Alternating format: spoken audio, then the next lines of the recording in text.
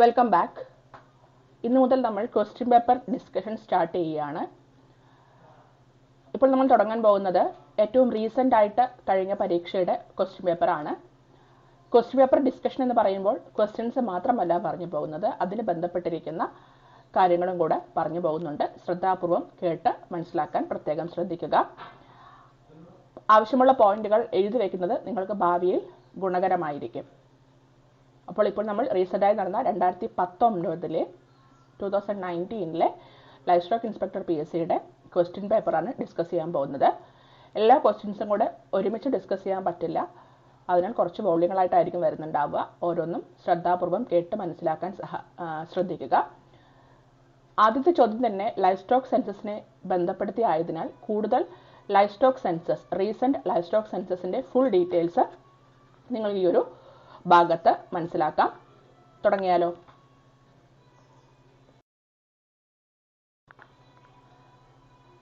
Question paper 2019 June 26 നടന്ന life stock inspector grade two poultry assistant milk recorder PSCയുടെ ചോദ്യപേപ്പറാണ്. അപ്പോൾ നമുക്ക് തുടങ്ങിയാലോ? ഓൾ ദ ബെസ്റ്റ് പറഞ്ഞുകൊണ്ട് തന്നെ നമുക്ക് തുടങ്ങാം. ശ്രദ്ധാപൂർവം കേട്ട് മനസ്സിലാക്കാൻ പ്രത്യേകം ശ്രദ്ധിക്കുക.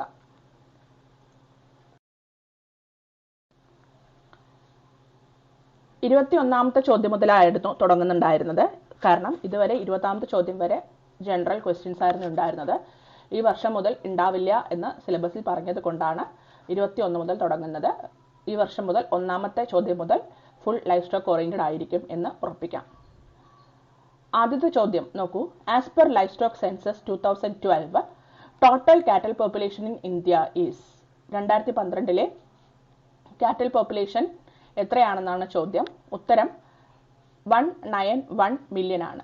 2012 ലൈഫ് സ്റ്റോക്ക് സെൻസസിന്റെ ഡീറ്റെയിൽസ് താഴെ തന്നിട്ടുണ്ട്. ചിത്രത്തിൽ നോക്കിയാൽ നിങ്ങൾക്ക് കാണാം.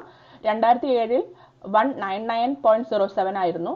അത് 2012 ആയപ്പോൾ 190.90 അതായത് 191 എന്നായി. എന്നാൽ 2019 ആയപ്പോൾ ഒരു സ്ലൈറ്റ് ഇൻക്രീസ് കാണിക്കുന്നുണ്ട്, 192.49. കാറ്റൽ പോപ്പുലേഷന്റെ കാര്യം ആണ് ഇവിടെ പറയുന്നത്. ഇനി നമുക്ക് റീസെൻ്റ് ആയിട്ട് പുതിയ ലൈഫ് സ്റ്റോക്ക് സെൻസസിന്റെ ഡീറ്റെയിൽസിലേക്ക് കടക്കാം. ശ്രദ്ധാപൂർവം കേൾക്കുക.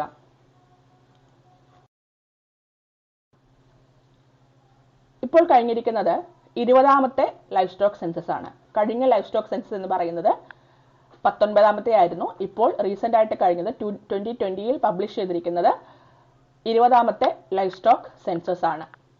അവിടെ ടോട്ടൽ ലൈഫ് സ്റ്റോക്കിന്റെ പോപ്പുലേഷൻ എന്ന് പറയുന്നത് 535.78 മില്യൺ ആണ്. അതായത് 536 മില്യൺ എന്ന് അപ്രോക്സിമേറ്റ് ആയിട്ട് പറയുന്നു. ഏകദേശം 4.6% വളർച്ചയുണ്ട് ലൈഫ് സ്റ്റോക്ക് പോപ്പുലേഷനിൽ എന്നാണ് പറയപ്പെടുന്നത്. അതിൽ ടോട്ടൽ ബൊവൈൻ പോപ്പുലേഷൻ ഇൻക്ലൂഡിംഗ് കാറ്റിൽ, ബഫലോ, മിഥുൻ, യാക്ക്. മിഥുൻ, യാക്കൊക്കെ നോർത്ത് ഇന്ത്യയിൽ കാണുന്ന പ്രത്യേകതരം കാളകളാണ്. മൊത്തം ബൊവൈൻ പോപ്പുലേഷൻ, പശു, കാള ഉൾപ്പെടെയുള്ള എരുമ തുടങ്ങിയിട്ടുള്ള ജീവികൾ വരുന്ന ബൊവൈൻ പോപ്പുലേഷനിൽ വരുന്നത് 302.79 മില്യൺ ആണ് 2019. ഒരു സ്ലൈറ്റ് ഇൻക്രീസ് 1% പറയുന്നു. അപ്പോൾ ടോട്ടൽ നമ്പർ ഓഫ് കാറ്റിലിന്റെ ഇൻക്രീസ് എന്ന് പറയുന്നത് 0.8%. ഫീമെയിൽ കൗവിന്റെ പോപ്പുലേഷൻ റേറ്റ് 18% ഇംപ്രൂവ് ചെയ്തു. രാജ്യത്ത് മെയിൽ ബുള്ളിനേക്കാളും കൂടുതൽ ഫീമെയിൽ ആണ് ഉള്ളത് എന്ന് സാരം. കൂടാതെ എക്സോട്ടിക് ആൻഡ് ക്രോസ് ബ്രീഡും ഇൻഡിജിനസ് ആൻഡ് നോൺ ഡിസ്ക്രിപ്റ്റ് കാറ്റിലിന്റെ പോപ്പുലേഷൻ 50.42 മില്യനും 142.11 മില്യനുമാണെന്ന് പറയുന്നു. അതായത് ഇന്ന് നമ്മുടെ രാജ്യത്ത് ഏറ്റവും കൂടുതൽ ക്രോസ് ബ്രീഡ് പോപ്പുലേഷനേക്കാളും കൂടുതൽ നോൺ ഡിസ്ക്രിപ്റ്റ് അല്ലെങ്കിൽ ഇൻഡിജീനിയസ് ബ്രീഡ് ഓഫ് കൗ ആണ് ഉള്ളത് എന്ന് സാരം.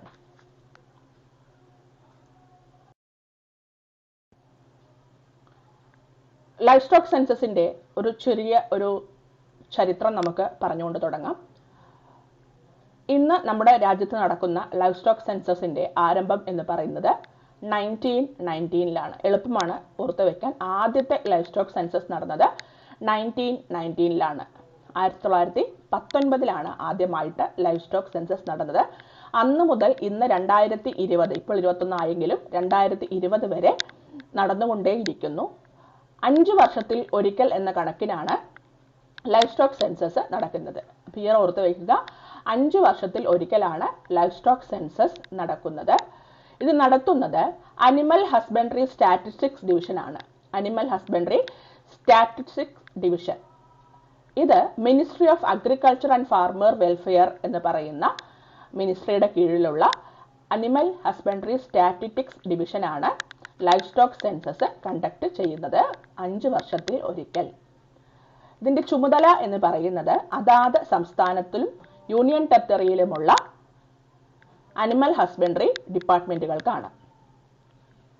അനിമൽ ഹസ്ബൻഡറി ഡിപ്പാർട്ട്മെന്റ് അതാത് സംസ്ഥാനത്തുള്ള അനിമൽ ഹസ്ബൻഡറി ഡിപ്പാർട്ട്മെന്റിനും യൂണിയൻ ടെറിട്ടറിയിലുള്ള അനിമൽ ഹസ്ബൻഡറി ഡിപ്പാർട്ട്മെന്റിനുമാണ് ഇതിന്റെ പൂർണ്ണ ചുമതല. ഫീൽഡ് ഓപ്പറേഷൻസ് എല്ലാം കണ്ടക്ട് ചെയ്യേണ്ടത് അഥവാ സെൻസസ് എടുക്കേണ്ടതെല്ലാം ചുമതല മുഴുവൻ അനിമൽ ഹസ്ബൻഡറി ഡിപ്പാർട്ട്മെന്റിൽ വർക്ക് ചെയ്യുന്ന ആൾക്കാർക്കാണ് സ്റ്റേറ്റിൽ.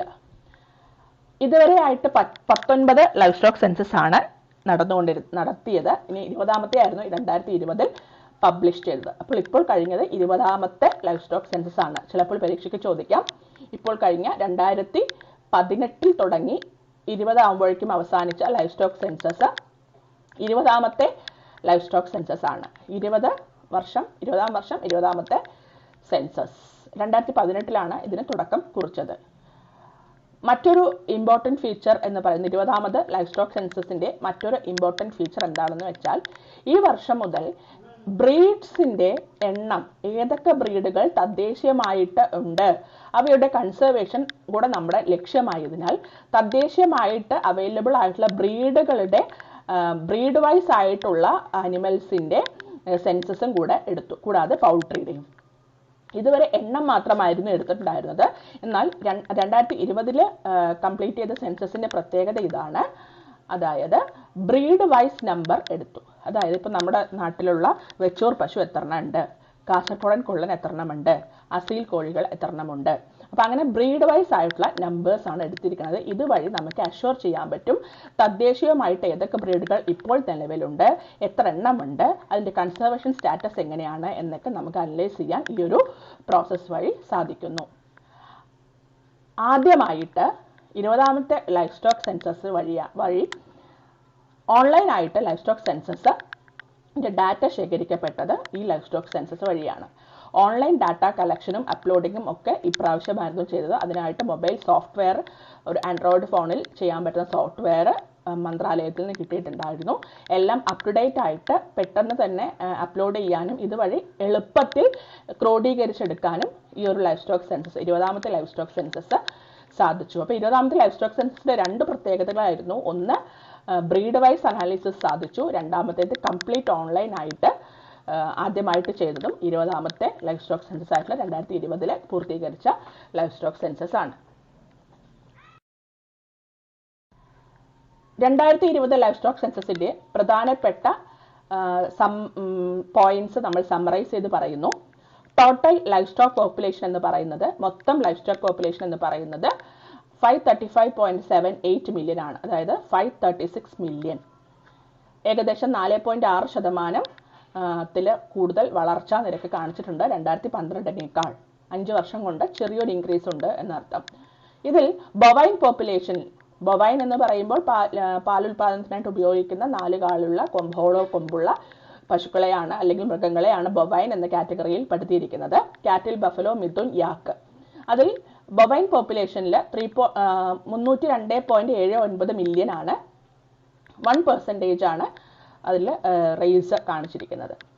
കൂടാതെ നമ്മുടെ ടോട്ടൽ നമ്പർ ഓഫ് കാറ്റിൽ എന്ന് പറയുമ്പോൾ പശുക്കളുടെ എണ്ണം നോക്കുന്ന സമയത്ത് 192.49, ഏകദേശം 193 മില്യൺ ആണ് എണ്ണം. ടോട്ടൽ നമ്പർ ഓഫ് കാറ്റിൽ പോപ്പുലേഷൻ 0.8% കൂടുതൽ കാണിക്കുന്നു.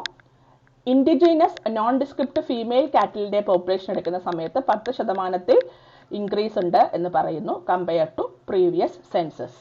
എങ്കിലും ഇൻഡിജിനസ് കാറ്റിൽസിന്റെ എണ്ണം കുറഞ്ഞിട്ടുണ്ട്, ഫീമെയിലിന്റെ എണ്ണമാണ് കൂടിയിരിക്കുന്നത്. എന്നാലും 10% വളർച്ചാ നിരക്ക് കാണിക്കുന്നുണ്ട്.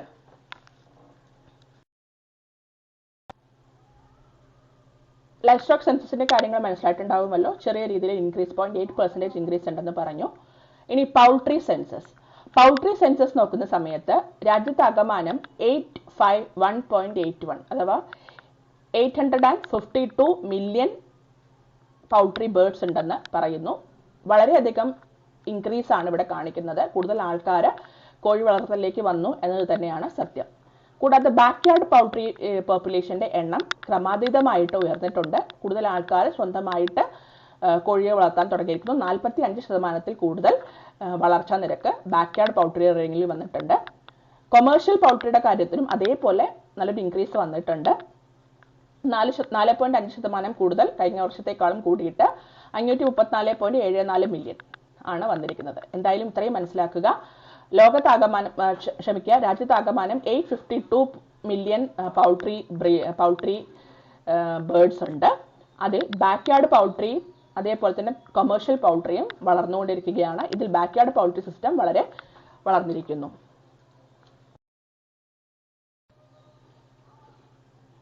ലൈഫ് സ്റ്റോക്ക് പോപ്പുലേഷന്റെ ഈ ചാർട്ട് നോക്കിക്കഴിഞ്ഞാൽ നിങ്ങൾക്ക് മനസ്സിലാകും 2012ലെയും 2019ലെയും വളർച്ചാ നിരക്കുകൾ. ഇതിൽ 2012 വെച്ച് കമ്പയർ ചെയ്യുന്ന സമയത്ത് കാറ്റിൽ പോപ്പുലേഷനും ബഫലോ പോപ്പുലേഷനും ഷീപ്പ്, ഗോട്ടും, മിഥുൻ തുടങ്ങിയിട്ടുള്ളവയുടെ ഗ്രോത്ത് റേറ്റ് കുറച്ച് കൂടിയിട്ടുണ്ട്. കൂടുതൽ എണ്ണം എന്ന് പറയുന്നത് കാറ്റിൽ പോപ്പുലേഷൻ തന്നെ ആണ്. അടുത്തതായിട്ട് ഒരു സ്റ്റേറ്റ് വൈസ് റിസൾട്ട് നോക്കുന്ന സമയത്ത് ഉത്തർപ്രദേശാണ് ഏറ്റവും കൂടുതൽ ലൈഫ് സ്റ്റോക്ക് പോപ്പുലേഷനുള്ള സംസ്ഥാനം. ഉത്തർപ്രദേശ് കഴിഞ്ഞാൽ രാജസ്ഥാൻ, ദെൻ മധ്യപ്രദേശ്. കേരളം ഇവിടെ എവിടെയും കാണുന്നില്ല. ആദ്യ 10ന്റെ ഉള്ളിൽ വന്നിരിക്കുന്നത് first Uttar Pradesh, then Rajasthan, Madhya Pradesh, west Bengal, Bihar, Andhra Pradesh, Maharashtra, Telangana, Karnataka and Gujarat. കാറ്റിൽ പോപ്പുലേഷനിൽ ഉത്തർപ്രദേശ് ഫസ്റ്റ് ആണ് നിൽക്കുന്നത്. ആദ്യത്തെ 10ൽ ഏറ്റവും കൂടുതൽ ലൈഫ് സ്റ്റോക്ക് പോപ്പുലേഷനുള്ള സംസ്ഥാനം എന്ന് പറയുന്നത് ഉത്തർപ്രദേശ്. പരീക്ഷയ്ക്ക് ചോദിക്കാവുന്ന ചോദ്യമാണ്. ഏറ്റവും കൂടുതൽ ലൈഫ് സ്റ്റോക്ക് പോപ്പുലേഷനുള്ള സ്റ്റേറ്റ് ഉത്തർപ്രദേശ് ആണ്. ഇനി നമുക്ക് പൗൾട്രി പ്രൊഡക്ഷന്റെ കാര്യം എടുക്കുന്ന സമയത്ത് അതിൽ ആദ്യത്തെ 10ൽ കേരളം ഉൾപ്പെട്ടിരിക്കുന്നു. പൗൾട്രി പ്രൊഡക്ഷനിൽ കേരളം മുൻപന്തിയിലേക്ക് വന്നുകൊണ്ടിരിക്കുന്നു എന്ന സൂചന നൽകുന്നു. 2012ൽ 24% എന്നുള്ളത് 2019 ആകുമ്പോഴേക്കും 29.8 മില്യൺ 24.3 മില്യൺ എന്ന കണക്കിൽ നിന്നും 29.8 മില്യൺ എന്ന കണക്കിൽ, അതായത് 22% വർധന ഉണ്ടായിട്ടുണ്ട്. കേരളം ആദ്യത്തെ 10ൽ 9ാം സ്ഥാനത്ത് നിൽക്കുന്നു. കേരള 1ാം സ്ഥാനത്ത് തമിഴ്നാട്. പൗൾട്രി പോപ്പുലേഷൻ 1ാം സ്ഥാനത്ത് തമിഴ്നാട്, 9ാം സ്ഥാനത്താണ് കേരള. ലൈഫ് സ്റ്റോക്ക് സെൻസസ് എന്ന ഭാഗം എല്ലാവർക്കും മനസ്സിലായിട്ടുണ്ടാകുമെന്ന് വിശ്വസിക്കുന്നു. 1-2 തവണ ഒന്നുകൂടെ കേട്ട് ഞാൻ പറഞ്ഞ ഇമ്പോർട്ടൻറ്റ് പോയിന്റ്സ് ഒരു പേപ്പറിൽ എഴുതി വെച്ച് കഴിഞ്ഞ് പരീക്ഷയ്ക്ക് പോണതിൻ്റെ തൊട്ട് മുന്നായിട്ട് ഒന്ന് വായിച്ചു നോക്കുന്നത് നന്നായിരിക്കും. യങ് ഫീമെയിൽ പിഗ്, അതാണ് അടുത്ത ചോദ്യം. ഇതിൽ 4 ഓപ്ഷൻസ് തന്നിട്ടുണ്ട്: ഹോഗ്, പൗൾട്ട്, ഗിൽട്ട്, പുള്ളറ്റ്. ഇതിൽ പിഗുമായി ബന്ധപ്പെട്ട് കിടക്കുന്ന 2 ടേമാണ് ഏറ്റവും ആദ്യം നമ്മൾ ഐഡന്റിഫൈ ചെയ്യേണ്ടത്. 2 ഡിസ്ട്രാക്ടേഴ്സിനെ നമുക്ക് ഒഴിവാക്കുകയും ചെയ്യാം. ഇതുവഴി നമുക്ക് പൗൾട്ടിനെയും പള്ളറ്റിനെയും ഒഴിവാക്കാം. പൗൾട്ടും പള്ളറ്റും എന്ന് പറയുന്നത് പൗൾട്രിയുമായിട്ട് അസോസിയേറ്റ് ചെയ്ത് വരുന്ന ടേമാണ്. പൗൾട്ട് എന്നാൽ യങ് വൺ ഓഫ് ടർക്കി, ടർക്കിയുടെ കുഞ്ഞുങ്ങളെയാണ് നമ്മൾ പൗൾട്ട് എന്ന് വിളിക്കുന്നത്. പള്ളറ്റ് എന്ന് പറയുന്നത് യങ് വൺ ഓഫ് ചിക്കൻ ആണ്. ഗ്രോവർ സ്റ്റേജ് കഴിഞ്ഞിട്ട് എഗ് ലേയിങ് പ്രോസസ്സിന് തയ്യാറായി നിൽക്കുന്ന ഫീമെയിൽ ചിക്കനെ പറയുന്ന പേരാണ് പള്ളറ്റ് എന്ന് പറയുന്നത്. പിന്നെ 2 പന്നിയുമായി ബന്ധപ്പെട്ട് നിൽക്കുന്ന പിഗുമായി ബന്ധപ്പെട്ട് വരുന്നത് ഹോഗും ഗിൽറ്റുമാണ്. എല്ലാവർക്കും അറിയാം, 1ാമത്തെ ചാപ്റ്ററിൽ ഒരു ടേബിൾ ഉണ്ട്, common terms associated with life stock എന്ന് പറയുന്ന ഒരു ബോക്സ്. ആ ടേബിൾ നിങ്ങൾ നിർബന്ധമായും പഠിച്ചിരിക്കണം. അതിൽ നിന്നും എപ്പോഴും 1ൽ കൂടുതൽ ചോദ്യം എപ്പോഴും ഉണ്ടാകും. ഇത്തവണ പിഗ് ആണെങ്കിൽ അടുത്ത പ്രാവശ്യം ഗോട്ടായിരിക്കും, അല്ലെങ്കിൽ കാഫ് ആയിരിക്കും, പശു ആയിരിക്കും, അല്ലെങ്കിൽ ബഫലോ ആയിരിക്കും. എപ്പോഴും അതിൽ നിന്നും 1-2 ചോദ്യങ്ങൾ എപ്പോഴും ഉണ്ടാകും. അപ്പോൾ ഇതിൽ പിഗുമായി ബന്ധപ്പെട്ട് നിൽക്കുന്ന 2 ടേമാണ് ഹോഗും ഗിൽട്ടും. ഇതിൽ ഹോഗാണ് മെയിൽ പിഗ് ആണ്, ഗിൽട്ടാണ് ഫീമെയിൽ പിഗ്. അപ്പൊ ഗിൽട്ട് എന്ന് വെച്ചാൽ എന്താണ്? ഇതുവരെ ബ്രീഡ് ചെയ്യിപ്പിക്കാത്ത ഫീമെയിൽ പിഗിന് പറയുന്ന പേരാണ് ഗിൽറ്റ്. അപ്പോൾ ഇതിന്റെ ഉത്തരം എന്താണ്? ഗിൽറ്റ് എന്നാണ്. ഇനി നമുക്ക് ആ കോമൺ ടെർമിനോളജീസ് ഒന്നുകൂടെ നമുക്ക് നോക്കിപ്പോകാം. കാറ്റിൽ കൗവുമായി ബന്ധപ്പെട്ട് വരുന്ന ബൊവൈൻ എന്ന് പറയുന്ന സ്പീഷീസിൽ മെയിലിനെ ബുൾ, ഫീമെയിലിനെ കൗ, യങ് വണ്ണിനെ കാഫ്, ആക്ട് ഓഫ് പാർച്ചുറേഷൻ പ്രസവത്തിന് കാവിങ്, ഒരു കൂട്ടത്തിന് ഹേർഡ്, മെയിലിനെ calf bull calf, female young ഫീമെയിലിനെ ഹീഫർ കാഫ്, കാസ്ട്രേറ്റഡ് മെയിലിനെ ബുള്ളക്ക്. അതുകൊണ്ട് നമ്മൾ ബുള്ളക്ക് കാഫ് എന്ന് പറഞ്ഞു കേട്ടിട്ടില്ലേ, കാളവണ്ടി, അത് കാസ്ട്രേറ്റ് ചെയ്ത മെയിലാണ്. ദെൻ ആക്ട് ഓഫ് മേറ്റിങ്ങിനെ സർവിങ്, താമസിക്കുന്ന സ്ഥലത്തിനെ ബാൺ അല്ലെങ്കിൽ ഷെഡ് എന്ന് വിളിക്കുന്നു. ബഫലോ സ്പീഷീസ് ബൊബാലിൻ, അഡൽട്ട് മെയിലിനെ buffalo bull, adult female she buffalo, newborn buffalo calf, parturition calving തന്നെയാണ്. കാറ്റിലിന്റെയും ബഫലോന്റെയും ആക്ട് ഓഫ് പാർച്ചുറേഷൻ കാവിങ് തന്നെയാണ്. ഗോട്ടിന്റെ കിഡിങ്, ഷീപ്പിന്റെ ലാംപിങ്, ദെൻ പിഗിന്റെ ഫാരോയിങ്. ന്യൂബോണിനെ ഗോട്ടിനെ കിഡ് എന്നും ഷീപ്പിനെ ലാംബ് എന്നും പിഗിനെ പിഗ്ലെറ്റ് അല്ലെങ്കിൽ പിഗ്ലിംഗ് എന്നുമാണ് വിളിക്കുന്നത്. Then young male bull calf, cattle buffalo buffalo bull calf, ഗോട്ടിന്റെ ബക്ലിംഗ്, ഷീപ്പിന്റെ റാം ലാംബ്, പിഗിന്റെ ബോറിംഗ്.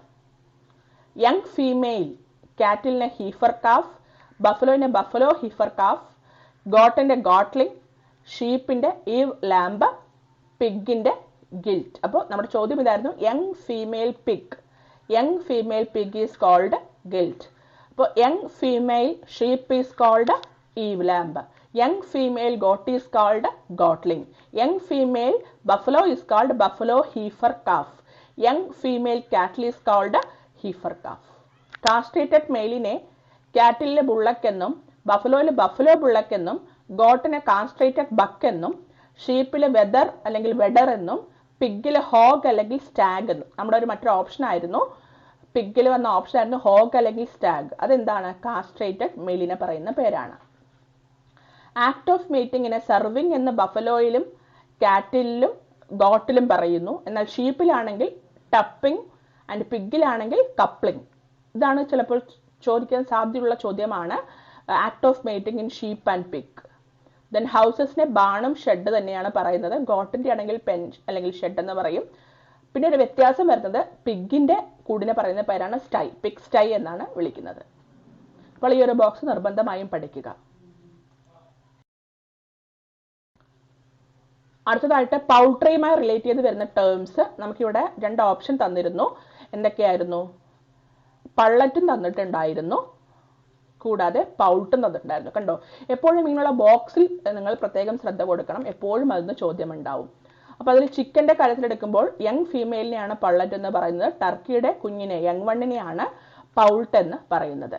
ഡക്കിന്റെ യങ് വണ്ണിനെ ഡക്ലിംഗ് എന്നും ക്വെയിലിന്റെ ക്വെയിൽ ചിക്ക് എന്നുമാണ് പറയുന്നത്. കോഴിയുടെ നമുക്ക് എല്ലാവർക്കും അറിയാം ചിക്ക്. ഹെന്നും കോക്കും ഫ്ലോക്ക്, ഒരു കൂട്ടം കോഴികളെ ഫ്ലോക്ക് എന്നാണ് പറയുന്നത്. എല്ലാ പക്ഷികളുടെയും ഒരു കൂട്ടത്തിനെ നമ്മൾ ഫ്ലോക്ക് എന്ന് വിളിക്കുന്നു. ഡക്കിന്റെ പലപ്പോഴും റാഫ്റ്റ് എന്നും കൂടെ ഒരു ടേം കൂടെ വിളിക്കാറുണ്ട്. യങ് മെയിലിനെ കോക്കറൽ എന്നാണ് വിളിക്കുന്നത്. ഓരോന്നിന്റെയും ശാസ്ത്രീയ നാമം പഠിക്കുക. Chicken Gallus gallus domesticus, duck Anas platyrhynchos, turkey Meleagris gallopavo, quail Coturnix coturnix japonica. അപ്പൊ ഈ 2 ബോക്സും നിങ്ങൾ നിർബന്ധമായും പഠിച്ചിരിക്കണം. അടുത്ത ചോദ്യം, in which of the following farming system facility for grazing is must? Different types of farming system ഒന്നാമത്തെ ചാപ്റ്ററിൽ വരുന്നതാണ്. അതിന്റെ വീഡിയോ നമ്മുടെ ചാനലിൽ അപ്ലോഡ് ചെയ്തിട്ടുണ്ട്. ഫാമിംഗ് ലൈഫ് സ്റ്റോക്ക് ഫാമിംഗിന്റെ ഇൻട്രൊഡക്ഷൻ ചാപ്റ്ററിൽ വരുന്നതാണ്. 4 തരത്തിലുള്ള ഫാമിംഗ് സിസ്റ്റംസ് ആണ് ഇന്ന് നിലവിൽ നമ്മുടെ രാജ്യത്തുള്ളത്. അതിൽ corral dairying, organic farming, specialised farming, integrated farming എന്നൊക്കെയുണ്ട്. ഇതിൽ കോറൽ ഡയറിയിങ്ങും സ്പെഷ്യലൈസ്ഡ് ഫാമിങ്ങും ഇന്റഗ്രേറ്റഡ് ഫാമിങ്ങും കൂടുതലായിട്ടും കൊമേഴ്ഷ്യൽ ആസ്പെക്ട്സിൽ കൂടുതൽ പാൽ ഉൽപാദനം, അതിന് വേണ്ടിയിട്ട് മാക്സിമം ഫീഡ് കൊടുത്ത് ഉണ്ടാക്കിയെടുക്കുന്ന ഒരു രീതിയാണ്, പാൽ ഉൽപ്പാദിപ്പിക്കുന്ന രീതിയാണ്. എന്നാൽ ഇതിൽ ഓർഗാനിക് ഫാമിംഗ് മാത്രമാണ് പ്രകൃതിയാലുള്ള രീതിയിലൂടെ വളർത്തിയെടുക്കാൻ സഹായിക്കുന്ന രീതി. അപ്പോൾ സ്വാഭാവികമായിട്ട് പ്രകൃതിയാലുള്ള രീതി എന്ന് പറയുമ്പോൾ അവിടെ ഗ്രേസിംഗ് എന്ന് പറയുന്നത് ഒരു നോട്ടഡ് പോയിന്റ് തന്നെയാണ്. പശുക്കളെ മേയാൻ വിട്ടുക എന്നത് വളരെ സ്ട്രിക്റ്റ് ആയിട്ട് പാലിക്കേണ്ട ഒരു ഹൗസിംഗ് സിസ്റ്റം ഒരു ഫാമിംഗ് സിസ്റ്റം ഏതാണെന്ന് ചോദിച്ചാൽ അത് ഓർഗാനിക് ഫാമിംഗ് ആണ്. എന്നാൽ മാത്രമേ ഓർഗാനിക് ആയിട്ടുള്ള ജീവിത ശൈലിയിലൂടെ ജീവിച്ചു വരുന്ന പശുക്കളുടെ പാലെടുത്ത് വിൽക്കുന്ന രീതിയാണ് ഓർഗാനിക് ഫാമിംഗിൽ വരുന്നത്. അപ്പോൾ അതിന്റെ ക്വാളിറ്റി നിർബന്ധമായും അതിന്റെ പാലിലുണ്ടാവും എന്ന് അഷ്വർ ചെയ്യാൻ നമുക്ക് പറ്റും. അത് വെച്ച് നോക്കുന്ന സമയത്ത് ഗ്രേസിംഗ് ഒരു മസ്റ്റ് എന്ന ടേം തന്നെ അവിടെ ഉപയോഗിച്ചിട്ടുണ്ട്. നിങ്ങൾ ടെക്സ്റ്റ് നോക്കിയാലും നമ്മുടെ സ്ലൈഡ് നോക്കിയാലും നിങ്ങൾക്ക് കാണാം ഗ്രേസിംഗ് മസ്റ്റ് ആയിട്ട് നിർബന്ധമായും ചെയ്യണം എന്ന് നിഷ്കർഷിക്കുന്ന ഒരു ഫാമിംഗ് സിസ്റ്റം എന്ന് പറയുന്നത് ഓർഗാനിക് ഫാമിംഗ് സിസ്റ്റം ആണ്.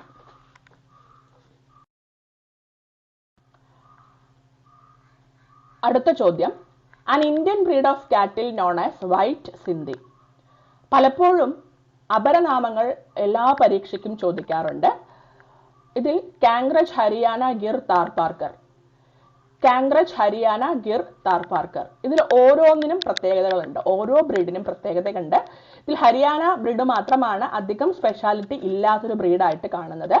ബാക്കിയുള്ള കാംഗ്രജ് ആയിക്കോട്ടെ, ഗിർ ആയിക്കോട്ടെ, താർപാർക്കർ ആയിക്കോട്ടെ, അതിനതിൻ്റെതായിട്ടുള്ള പ്രത്യേക സ്വഭാവ സവിശേഷതകളുള്ള ശരീരപ്രകൃതിയുള്ള ജീവികളാണ്.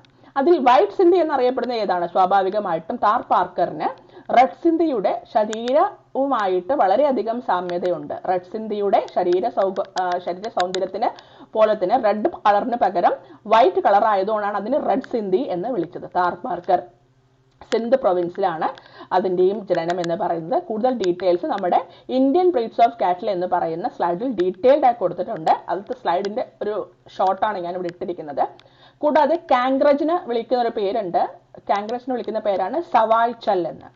കൂടാതെ നമ്മുടെ ഗിർ പശുവിന്റെ പ്രത്യേകത എന്താണ്? അതിന് തൂങ്ങിക്കിടക്കുന്ന ചെവിയും ഇല പോലെ തൂങ്ങിക്കിടക്കുന്ന ഡ്രൂപ്പിംഗ് ഇയേഴ്സും അതേപോലെ തന്നെ വളഞ്ഞ കൊമ്പുകളും കൂടാതെ വളരെ സ്ലീപ്പി അപ്പിയറൻസും കാണിക്കുന്ന ഒരു ബ്രീഡാണ് ഗിർ. ഡീറ്റെയിൽഡ് ആയിട്ട് നമുക്ക് ആ ഇന്ത്യൻ ബ്രീഡ്സ് ഓഫ് കാറ്റിൽ എന്ന സ്ലൈഡ് കാണുന്നത് നന്നായിരിക്കും. അപ്പോൾ ഇവിടെ ഓപ്ഷൻ എന്താണ്? വൈറ്റ് സിന്ധി എന്നറിയപ്പെടുന്നത് ഏത് ബ്രീഡാണ്? താർപാർക്കർ.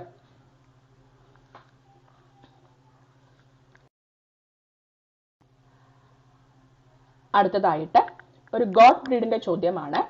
ചോദ്യം ഇതാണ്, ചെറിയ വൈറ്റ് കളറിൽ ബ്രൗൺ കളർ പുള്ളിയുള്ള ചെറിയ ചെവിയും സ്ട്രെയിറ്റ് ഫേസ് ലൈനുമുള്ള ബ്രീഡിന്റെ പേര്. വെള്ളയിൽ ബ്രൗൺ കളർ കുത്തുള്ള ഒരേ ഒരു ബ്രീഡ് മാത്രമേ നമുക്ക് പഠിക്കാനുള്ളൂ, അതാണ് ബാർബാറി എന്ന് പറയുന്ന ബ്രീഡ്. ഇതിൽ ഓപ്ഷൻ തന്നിരിക്കുന്നത് ബർക്ഷയർ, ബീറ്റിൽ, ബോയർ, ബാർബാറി. ഇതിൽ ഇന്ത്യൻ ബ്രീഡായിട്ട് വരുന്നത് ബീറ്റിലും ബാർബാറിയുമാണ്. Boer exotic ബ്രീഡാണ്. ബർക്ഷയർ എന്ന് പറയുന്നത് പിഗ് ബ്രീഡാണ്. സ്വാഭാവികമായിട്ടും നമുക്ക് ഒഴിവാക്കാനുള്ള മാർഗമുണ്ട്. ഓരോന്നിന്റെയും പേര് നോക്കിയതിന് ശേഷം ആദ്യം ഡിസ്ട്രാക്ടേഴ്സ് മാറ്റുക. നമ്മളെ തെറ്റിദ്ധരിപ്പിക്കുന്ന ഓപ്ഷൻസ് ആദ്യം മാറ്റി ഉറപ്പുള്ള രണ്ട് ഓപ്ഷൻ സാധ്യതയുള്ളത് ബീറ്റിലും ബാർബാറിയുമാണ്. ബീറ്റിൽ സ്വാഭാവികമായിട്ടും അറിയാമല്ലോ, നിറം വ്യത്യാസമാണ്. ബാർബാറിയാണ് വെള്ളയിൽ പുള്ളിയുള്ള വെള്ളയിൽ ബ്രൗൺ കളർ പുള്ളിയുള്ള ആട്. അപ്പോൾ സ്വാഭാവികമായിട്ടും ബാർബാറിയാണ് നമ്മൾക്ക് ടിക്ക് ചെയ്യേണ്ടത്. ഡീറ്റെയിൽസ് കാണാനായിട്ട് ഗോഡ് ബ്രീഡ്സ് എന്ന് പറയുന്ന സ്ലൈഡ് കാണുക. കൂടുതൽ ബ്രീഡുകൾ അതിൽ നിങ്ങൾക്ക് പരിചയപ്പെടാം.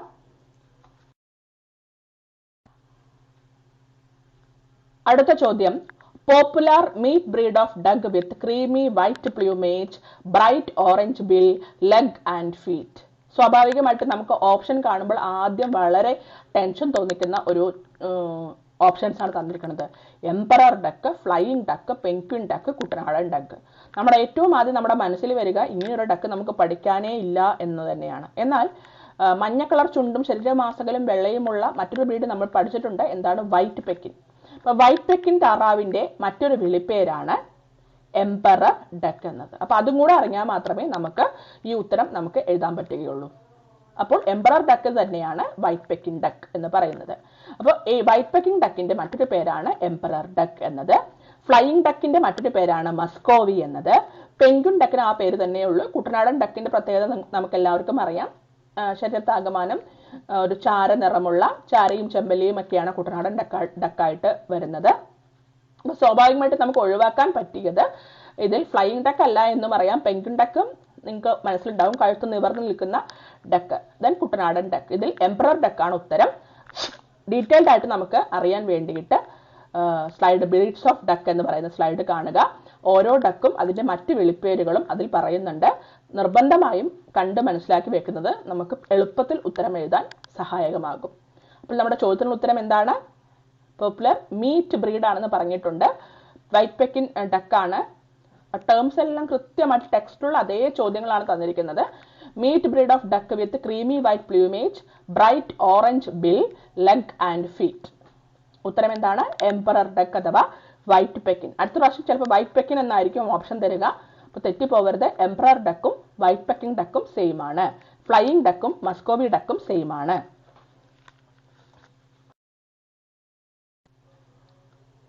അടുത്ത ചോദ്യം, identification method in which identifying mark is easily visible from a distance. വളരെ ദൂരത്ത് നിന്ന് പോലും മനസ്സിലാക്കാൻ പറ്റുന്ന രീതിയിലുള്ളൊരു ഐഡന്റിഫിക്കേഷൻ മെത്തേഡ് ഏത് എന്നാണ് ചോദ്യം.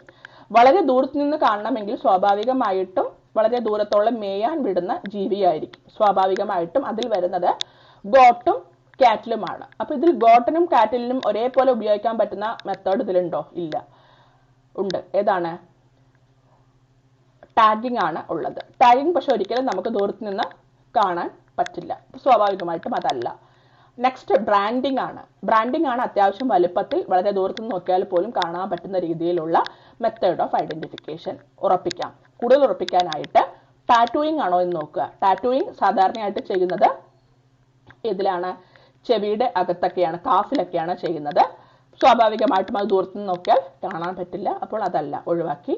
നോച്ചിങ്. നോച്ചിങ് എന്ന് പറയുന്നത് പിഗിൽ ചെയ്യുന്ന ഒരു മെത്തേഡാണ്. സ്വാഭാവികമായിട്ടും അതും അടുത്ത് വന്ന് നോക്കിയാൽ മാത്രമേ കാണുകയുള്ളൂ. അപ്പോൾ നമ്മൾ ഓപ്ഷൻസ് നോക്കി ബ്രാൻഡിങ് എന്നാണ് ഉറപ്പിക്കാം. കാരണം ഇതാണ്, വളരെ ദൂരത്ത് നിന്ന് നോക്കിയാൽ എളുപ്പത്തിൽ കാണാൻ പറ്റുന്ന മെത്തേഡ്. ഒരേ ഒരു മെത്തേഡ് എന്ന് പറയുന്നത് ബ്രാൻഡിങ് മാത്രമുള്ളൂ ഈ ഓപ്ഷനിൽ.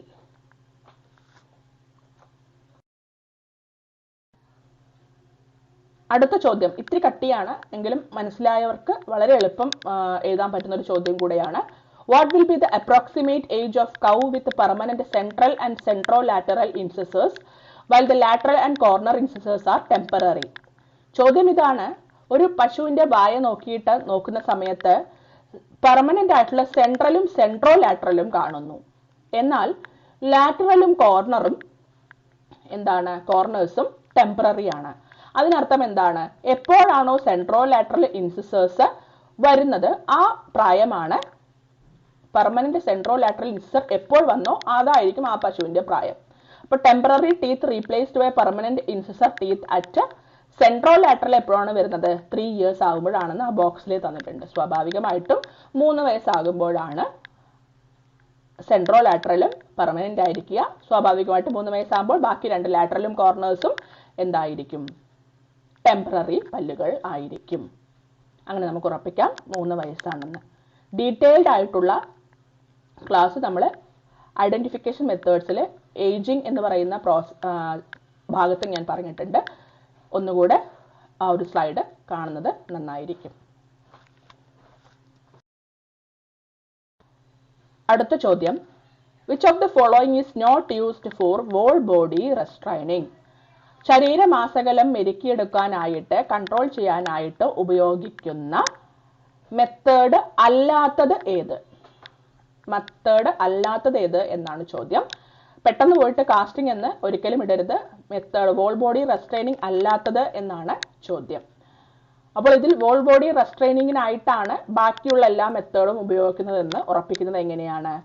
ഹോൾട്ടേഴ്സ് ആണ് ഇതിൽ ശരിയായ ഉത്തരം. എങ്ങനെയാണ് ഉറപ്പിക്കുക? സ്ക്യൂസ് കേജ് എന്ന് പറയുന്നത് ഏകദേശം വോൾ ബോഡി റെസ്ട്രെയിനിങ് തന്നെയാണ് വരുന്നത്. ട്രാങ്ക്വിലൈസേഷനും മയക്കുമരുന്ന് കുത്തിവെച്ച് കിടത്തുന്ന ഒരു പ്രോസസ്സാണ്. അവിടെയും വോൾ ബോഡി റെസ്ട്രെയിനിങ്. കാസ്റ്റിംഗ് എല്ലാവർക്കും ഓൾറെഡി അറിയാം വോൾ ബോഡി റെസ്ട്രെയിനിങ് ആണെന്ന്. അല്ലാത്തത് ഹാൾട്ടേഴ്സ് മാത്രമാണ്. അപ്പോൾ നമുക്ക് ഉറപ്പിക്കാം ഹാൾട്ടേഴ്സ് എന്ന് പറയുന്നത് തലയെ മാത്രം നിയന്ത്രിക്കാനുള്ള ഉപകരണമാണ്. Methods or instruments used for restraining എന്ന് പറയുന്ന ഭാഗത്ത് ഇത് ഡീറ്റെയിൽഡ് ആയിട്ട് പറഞ്ഞിട്ടുണ്ട്. ഓരോ ഇൻസ്ട്രുമെന്റ്സും അതിന്റെ ഫംഗ്ഷനും നമ്മൾ പറഞ്ഞിട്ടുണ്ട്. അത് പോയി കാണുന്നത് നന്നായിരിക്കും. അപ്പോൾ നമ്മുടെ ഉത്തരം ഇതാണ്. കാസ്റ്റിംഗ്, സ്ക്വീസ് ഗേജ്, ട്രാങ്ക്വിലൈസേഷൻ ഇത് മൂന്നും വോൾ ബോഡി റെസ്ട്രെയിനിങ് ഉപയോഗിക്കുന്നു. ഹാൾട്ടേഴ്സ് ആണ് വോൾ ബോഡി റെസ്ട്രെയിനിങ്ങിന് ഉപയോഗിക്കാത്ത ഉപകരണം.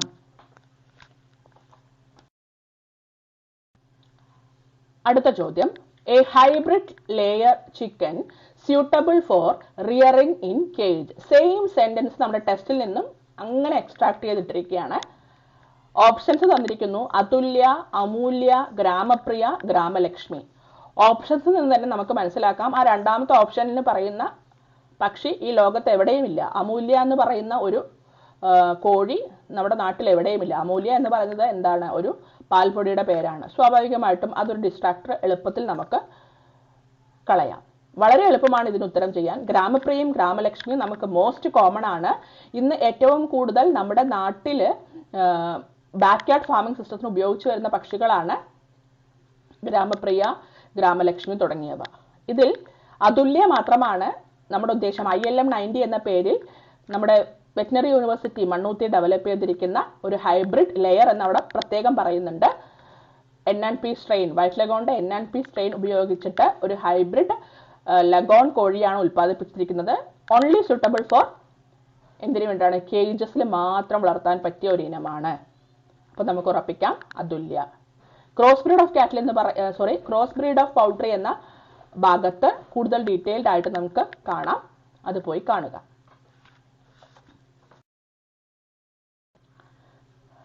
അടുത്ത ചോദ്യം, which among the following domestic animal is having the largest RBC? താഴെ പറയുന്ന ഡൊമസ്റ്റിക് ആനിമൽസിൽ ഏറ്റവും വലിയ RBC ഉള്ള ജീവി ഏത് എന്നാണ് ചോദ്യം. ഡൊമസ്റ്റിക് ആനിമൽസിൽ ഏറ്റവും വലിയ RBC ഉള്ള ജീവി ഏത്? ചോദ്യം ബഫലോ, ഡോഗ്, പിഗ്, ഗോട്ട്. അപ്പൊ നമ്മുടെ ഈ ഒരു ചാർട്ട് അനാട്ടമി ആൻഡ് ഫിസിയോളജി എന്ന് പറയുന്ന ഭാഗത്ത് വളരെ ഡീറ്റെയിൽഡ് ആയിട്ട് വലിയൊരു ചാർട്ട് തന്നിട്ടുണ്ട്. അതിൽ സർക്കുലേറ്ററി സിസ്റ്റം എന്ന് പറയുന്ന ഭാഗത്ത് നമ്മൾ അധികം ശ്രദ്ധിക്കാതെ വിടുന്നൊരു ഭാഗമാണ്. കാറ്റിലിന്റെ പ്രത്യേകത ബൈകോൺകേവ് ആണ്. RBC ഗോട്ടിന്റെയും ബൈകോൺകേവ് ആണ്, പിഗിന്റെയും ബൈകോൺകേവ് ആണ്. എന്നാൽ ഗോട്ടിലാണ് ഏറ്റവും ചെറിയ RBC. ഡൊമസ്റ്റിക് ആനിമലിൽ ഏറ്റവും ചെറിയ RBC ഉള്ളത് ഗോട്ടിലാണ്. ഡൊമസ്റ്റിക് ആനിമൽസിൽ ഏറ്റവും ചെറിയ RBC ഉള്ളത് ഗോട്ടിലാണ്. ചോദ്യം എന്തായിരുന്നു? വലിയ RBC. അടുത്തത് പിഗിന്റെ കാര്യം എടുക്കുന്ന സമയത്ത് ലിംഫോസൈറ്റിന്റെയും ന്യൂട്രോഫിലിന്റെയും എണ്ണൊക്കെയാണ് പറയുന്നത്. എന്നാൽ ചിക്കന്റെ കാര്യം ഡോഗിന്റെ കാര്യം വരുന്ന സമയത്ത് നോക്കൂ, ബൈകോൺകേവ് ആണ്. Largest RBC among domestic animals. Domestic animal അരിമ മൃഗങ്ങളിൽ ഏറ്റവും നമ്മുടെ വീട്ടിൽ വളർത്തുന്ന മൃഗങ്ങളെയാണ് നമ്മൾ ഡൊമസ്റ്റിക് എന്ന് പറയുന്ന കാറ്റഗറിയിൽ പെടുത്തിയിരിക്കുന്നത്. ഡൊമസ്റ്റിക് ആനിമൽസിൽ ഏറ്റവും വലിയ RBC ഉള്ളത് ഡോഗിനാണെന്ന് ഈ ചാർട്ടിൽ പറയുന്നു. അപ്പോൾ ഏറ്റവും വലിയ RBC ഉള്ളത് ഡോഗിന്, ഏറ്റവും ചെറിയ RBC ഉള്ളത് ഗോട്ടിനാണ്. കൂടാതെ എണ്ണം കൂടുതലുള്ളതും ഗോട്ടിലും ഷീപ്പിലുമാണ്. ദെൻ ചിക്കന്റെ മറ്റൊരു പ്രത്യേകതയാണ് ബാക്കി എല്ലാ RBCയിലും ന്യൂക്ലിയസ് ഇല്ല.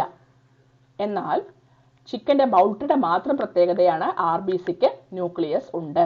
അതും അടുത്ത PSCക്ക് ചോദിക്കാവുന്ന ചോദ്യമാണ്. Name the domestic animal with nucleated RBC. ഏതാണ്? ചിക്കനിലാണ്, പൗൾട്രിയിലാണ് ന്യൂക്ലിയേറ്റഡ് RBC ഉള്ളത്. ബാക്കി ഒന്നിലും RBCയിൽ ന്യൂക്ലിയസ് ഇല്ല. ഏറ്റവും വലിയ RBC ഉള്ളത് ഏതിലാണ്? ഡോഗിലാണ്. ഏറ്റവും ചെറിയ RBC ഉള്ളത് ഗോട്ടിലാണ്.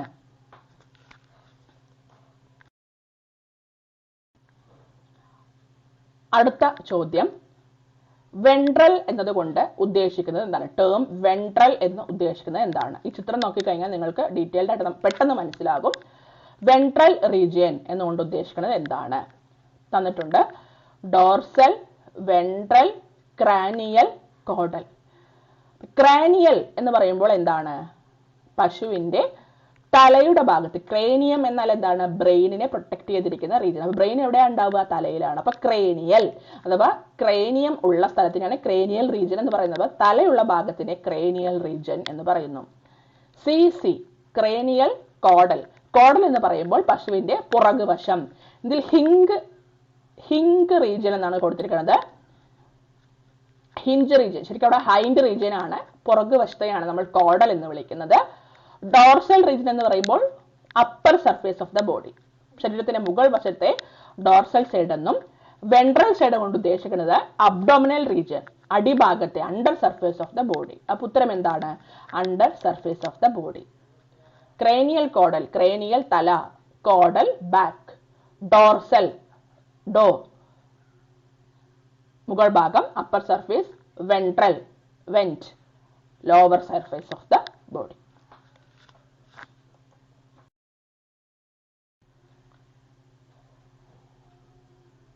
കുറച്ചുകൂടെ കട്ടുള്ളൊരു ചോദ്യമായിരിക്കും ഇതെന്ന് തോന്നുന്നു. The bone present at the fore cannon region. മുൻകാലിലെ കാനോൺ റീജിയൻ. ഫോർ കാനോൺ എന്ന് ചോദിച്ചാൽ എന്താണ്? മുൻകാലിലെ കാനോൺ റീജിയൻ.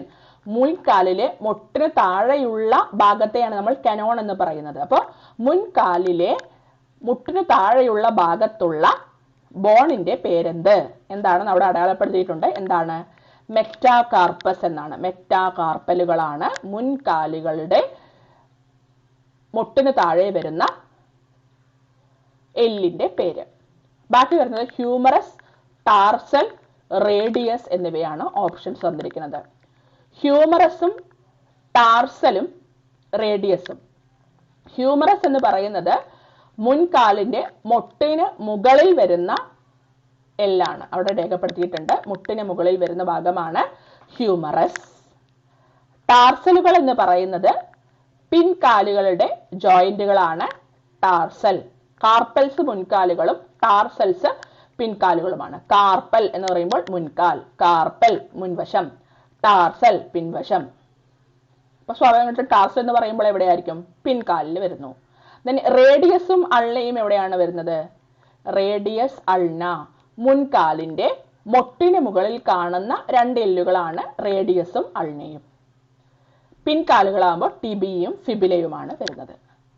അപ്പോൾ ഇതും നമുക്കൊരു ചാർട്ടായിട്ട് തന്നെ അനാറ്റമി ആൻഡ് ഫിസിയോളജി എന്ന് പറയുന്ന ഭാഗത്ത് തന്നിട്ടുണ്ട്. അത് നോക്കി മനസ്സിലാക്കാൻ പ്രത്യേകം ശ്രദ്ധിക്കുക. അപ്പോൾ ഇവിടെ ഫോർ കനോൺ, മുൻകാലിന്റെ കനോൺ റീജിയനിൽ, മുട്ടിന് താഴെ കാണുന്ന റീജിയനിൽ കാണുന്ന എല്ലിന്റെ വിളിപ്പേര് മെറ്റാകാർപ്പൽ. ഈ ഒരു ബോക്സ് പഠിക്കുക. ഇതിൽ നിന്ന് തന്നെയാണ് ചോദ്യം വന്നിരിക്കുന്നത്. റീജിയൻ തന്നിട്ടുണ്ട്, അവിടെ വരുന്ന ബോണിന്റെ പേരും. ബാരൽ, ബാരൽ എന്ന് വെച്ചാൽ വയറിന്റെ ഭാഗത്ത് വരുന്ന എല്ല്, അതിന് റിബ്സ് ആണ് വരുന്നത്. ബേസ് ഓഫ് ചെസ്റ്റ്, ചെസ്റ്റ് റീജിയനിൽ വരുന്നത്, ചെസ്റ്റിന്റെ തൊട്ട് താഴ്ഭാഗത്തായിട്ട് വരുന്നത് സ്റ്റേണം. ലോവർ ജോ, താടിയെല്ലിനെ പറയുന്ന പേരാണ് മാൻഡിബിൾ. അപ്പർ ജോ, മുകൾ വശത്തെ, കവിളിന്റെ മുകൾ വശത്തെ എല്ലിനെ പറയുന്ന പേര് മാക്സില്ല. കഴുത്തിൽ കാണുന്ന എല്ലുകളുടെ പേര് സർവൈക്കൽ വെർട്ടിബ്രേ. നട്ടലിന്റെ ബാക്ക് സൈഡ് വരുന്ന വെർട്ടിബ്രേക്ക് തൊറാസിക് വെർട്ടിബ്രേ. ലോയിൻ റീജിയനിൽ വരുന്നത് ലംബാർ വെർട്ടിബ്രേ. ക്രൂപ്പ് റീജിയനിൽ സാക്രൽ വെർട്ടിബ്രേ. ടെയിലിൽ വരുന്ന എല്ലുകളുടെ പേര് കോക്സിജൽ വെർട്ടിബ്രേ. അങ്ങനെ 5 വെർട്ടിബ്രേ ആണുള്ളത്. സർവൈക്കൽ കഴുത്തിൽ, തൊറാസിക് ബാക്കിൽ, loin lumbar, croup sacral. Back, ലോയിനും ക്രൂപ്പിലാണ് thoracic, lumbar and sacral vertebrae വരുന്നത്. വാലിൽ വരുന്ന വെർട്ടിബ്രേക്ക് പറയുന്ന പേരാണ്, ടെയിലിൽ വരുന്ന വെർട്ടിബ്രേക്ക് പറയുന്ന പേരാണ് കോക്സിജിയൽ വെർട്ടിബ്രേ. ഇനി ഷോൾഡറിൽ വരുന്ന എല്ലുകൾക്ക് പറയുന്ന പേര് സ്കാപ്പുല. കൈകളിൽ വരുന്നതിന് ഹ്യൂമറസ്.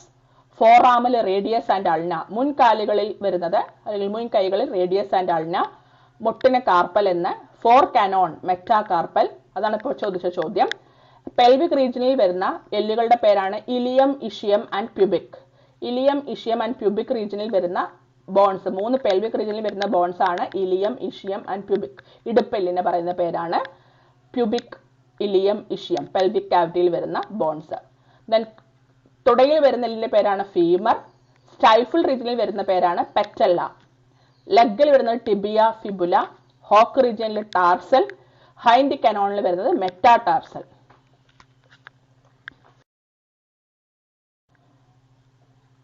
അടുത്ത ചോദ്യം, which of the following is seen in the abdominal cavity?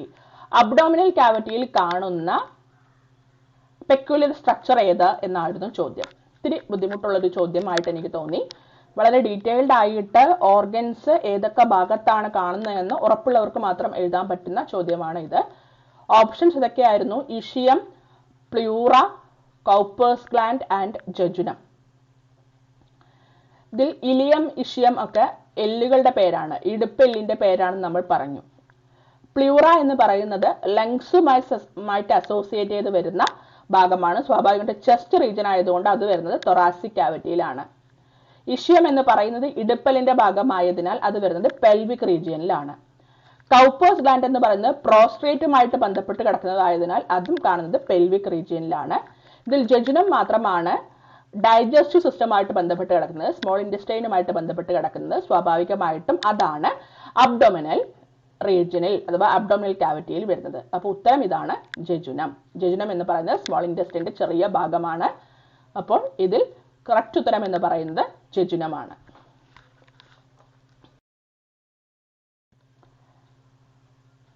അടുത്ത ചോദ്യം, the temperature of an animal increases in which of the following condition? താഴെ തന്നിരിക്കുന്ന ഏത് കണ്ടീഷനിലാണ് ടെമ്പറേച്ചർ കുറയുന്നത് എന്നാണ് ചോദ്യം. വളരെ ഇമ്പോർട്ടൻ്റ് ആയിട്ടുള്ള ഒരു ടോപ്പിക്കാണ്. സാധാരണഗതിയിൽ നമുക്ക് എല്ലാവർക്കും പറഞ്ഞ് കേട്ടിരിക്കുന്നത് അസുഖം വന്നു കഴിഞ്ഞാൽ ടെമ്പറേച്ചർ കൂടുമെന്നാണ്.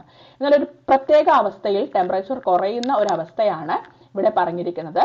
ഇത് ഡീറ്റെയിൽഡ് ആയിട്ട് നമ്മൾ നോർമൽ ഫിസിയോളജിക്കൽ വാല്യൂസ് എന്ന് പറയുന്ന ചാപ്റ്ററിൽ ഒരു ചാർട്ടായിട്ട് തന്നിട്ടുണ്ട്. Different conditions in which normal value change എന്ന് പറയുന്നത് അതിൽ നിന്നും എടുത്തിരിക്കുകയാണ്. ക്വസ്റ്റ്യൻ ഇട്ട വ്യക്തി വളരെ സസൂക്ഷ്മം നമ്മുടെ ടെസ്റ്റ് പഠിച്ചിട്ടുണ്ട് എന്നർത്ഥം.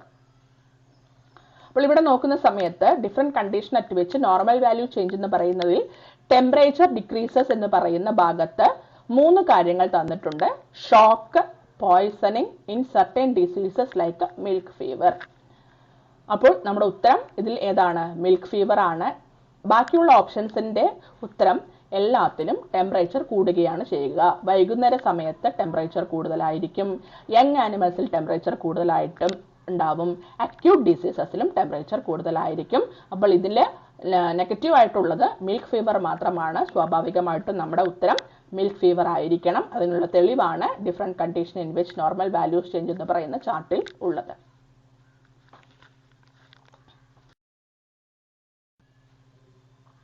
ഏകദേശം 15ഓളം ചോദ്യവും അതിൻ്റെ ഉത്തരവും കൂടെ അതിൽ ബന്ധപ്പെട്ട് വരുന്ന മറ്റു ചോദ്യങ്ങളും ഉത്തരങ്ങളും പറഞ്ഞു കഴിഞ്ഞു. എല്ലാ ഭാഗങ്ങളും മനസ്സിലായിട്ടുണ്ടാകുമെന്ന് വിശ്വസിച്ചുകൊണ്ട് നിർത്തുന്നു. വീണ്ടും കാണാം. Thank you.